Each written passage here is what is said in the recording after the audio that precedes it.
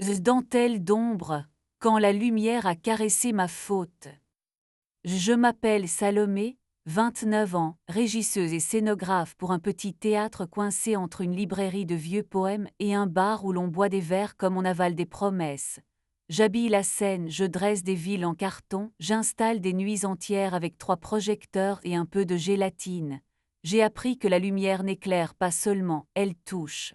Elle vient à la peau comme une seconde main, douce, insistante, innocente et coupable à la fois. J'habitais jusqu'à cet automne avec Julien, architecte, regard de plan, sourire de catalogue.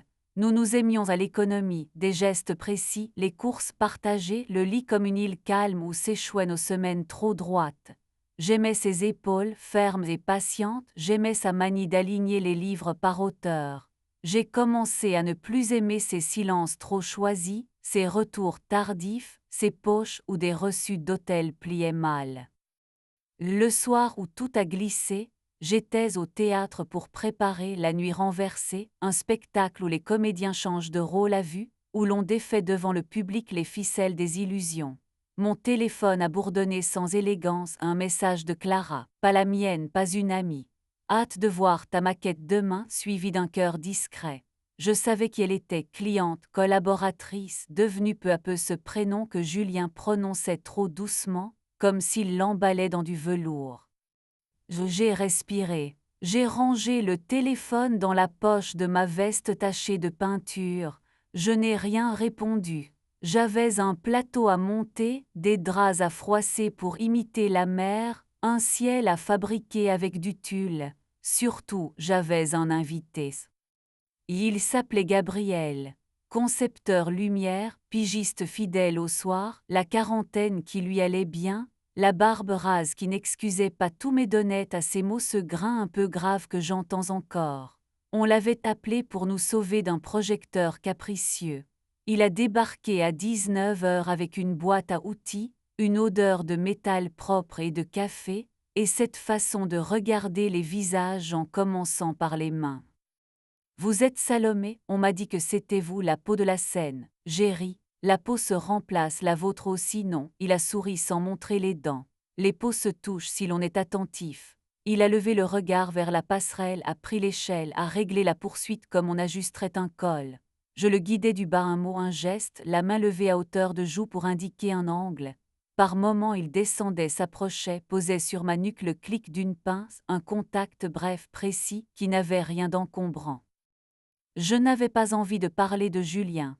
Les secrets ont besoin d'obscurité pour pousser comme les plantes fragiles.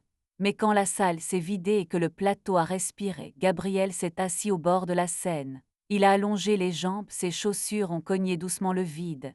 Vous avez le regard d'une femme qui s'habitue au noir pour ne pas avoir à fermer les yeux. Ce n'était pas une question, je me suis assise moi aussi. Entre nous, un ruban de café collé sur le bois, une frontière symbolique. Mon compagnon passe beaucoup de temps. Les jours suivants, nous avons travaillé côte à côte. Je me surprenais à parler moins, à respirer mieux.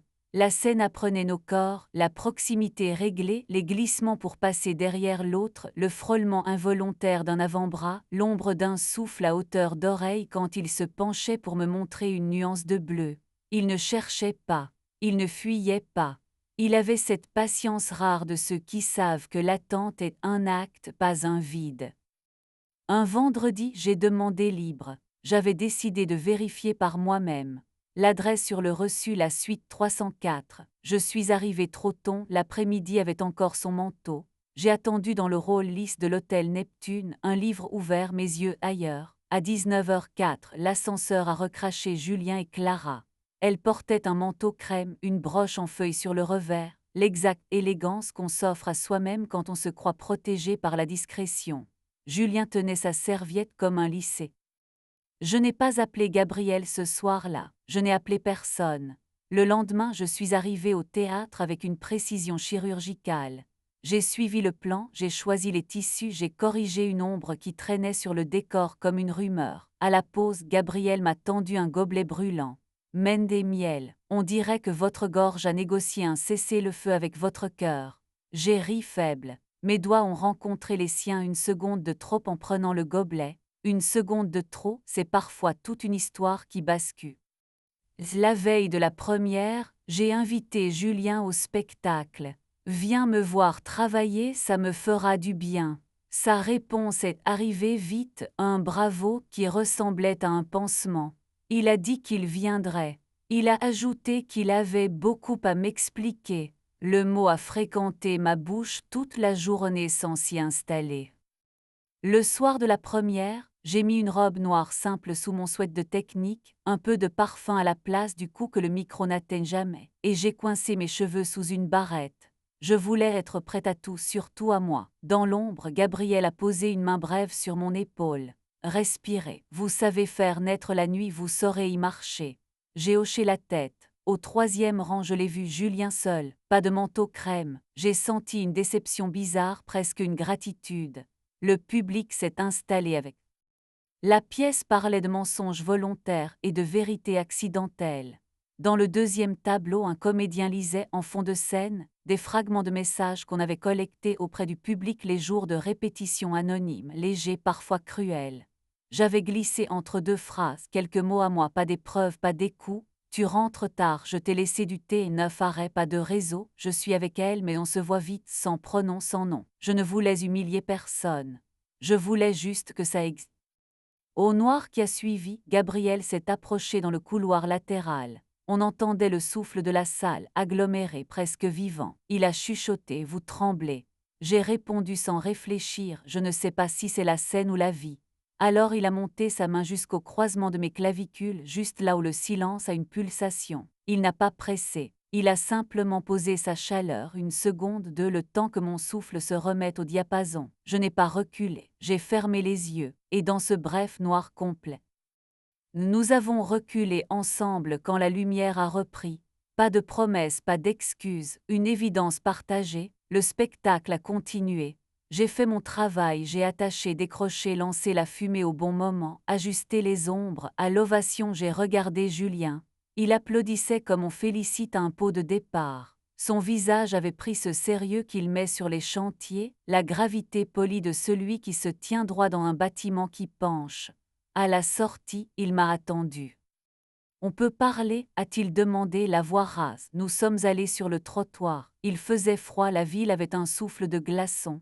Clara et moi, il a quitté la phrase. Je sais, ai-je dit sans hauteur. Hier Neptune, la semaine dernière Opaline, je sais depuis assez longtemps pour ne plus avoir envie d'interroger les détails. Il a baissé la tête puis l'a relevée vite comme un nageur qui reprend de l'air. Je suis désolé, j'ai eu peur de nous, du temps de moi. C'était facile, j'ai confondu le facile et le juste. J'ai senti. Je n'ai pas cherché Gabriel ce soir-là. J'avais la douceur du baiser entre le cou et la bouche, j'avais la fatigue heureuse de qui a tenu debout au centre de son propre plateau. Dans mon studio provisoire, une pièce blanche, un matelas qui grinçait à peine, je me suis glissée sous une couette froide.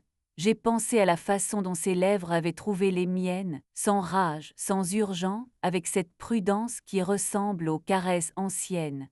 Je me suis endormie avec un sourire rare. Les semaines ont suivi la courbe régulière des choses qu'on décide vraiment. J'ai déménagé.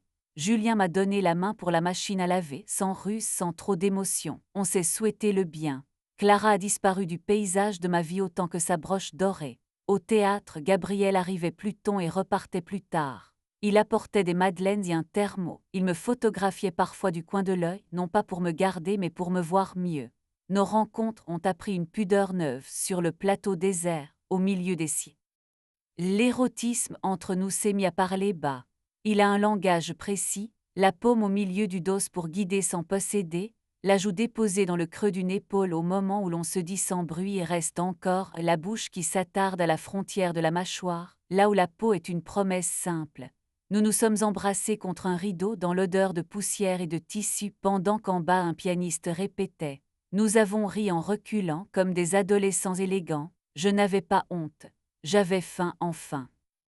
Un samedi de pluie, Gabriel m'a emmené au phare du port, un cylindre de pierre où les vents écrivent sans faute. Nous avons gravi les marches l'une après l'autre, nos souffles à portée de main. Au sommet, la ville posait sur l'eau des reflets hésitants. Le ciel avait la couleur d'un secret qu'on n'ose pas encore confier. Il m'a prise par la taille, a posé sa joue contre mes cheveux trempés, j'ai senti son rire très petit vibrer contre ma tempe. Tu es belle quand tu frissonnes. J'ai glissé ma main sous son manteau sur sa poitrine, j'ai senti le battement. Nous avons décidé de prendre notre temps. Les corps savent attendre quand la tête a décidé.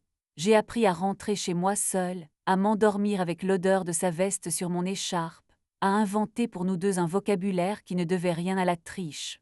Parfois le soir, je l'écoutais me raconter des tournées, des chambres d'hôtel qui se ressemblent, des villes qu'il reconnaît à leur lumière comme d'autres reconnaissent une chanson dès les premiers accords. Je lui disais les comédiens, leurs fragilités habillées de humour, la façon dont un public peut chanter. Un mois plus tard, la nuit renversée a terminé sa série. On a sablé du cidre sur le plateau, on s'est étreint avec retenue.